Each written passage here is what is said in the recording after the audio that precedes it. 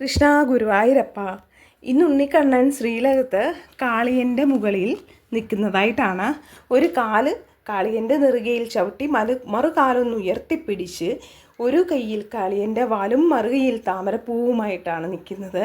പൊന്നുണ്ണിയുടെ കാലിൽ സ്വർണത്തിൻ്റെ കാൽത്തളകളുണ്ട്, അരയിൽ പൊന്നരിഞ്ഞാണമുണ്ട്, പട്ടു കോണകം ഞുറിഞ്ഞുടുത്തിട്ടുണ്ട്, കഴുത്തിൽ നല്ല വലിയ ഉണ്ടമാലകളുണ്ട്, തുളസിയും താമരയും കൊണ്ടുള്ള മാലകളുണ്ട്.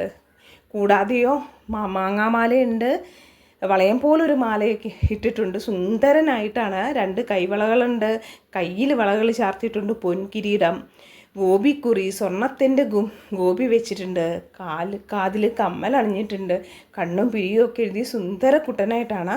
കൂടാതെ ഈ കിരീടത്തിന് മുകളിൽ മാലകൾ ചാർത്തിയിട്ടുണ്ടേ, നല്ല തിരുമുടി മാലകൾ എല്ലാം കൂടി എന്ത് ഭംഗിയാണ്. ഇങ്ങനെ കാളിയമർദ്ദന രൂപത്തിൽ ഇങ്ങനെ ഒന്ന് ചെരിഞ്ഞ് സുന്ദരനായിട്ട് നമ്മുടെ പൊന്നുണ്ണി നിൽക്കുകയാണ്. നിങ്ങൾ ഈ രൂപം മനസ്സിൽ ഇങ്ങനെ വിചാരിച്ചോളൂ, മാനസ പൂജ ചെയ്തോളൂ.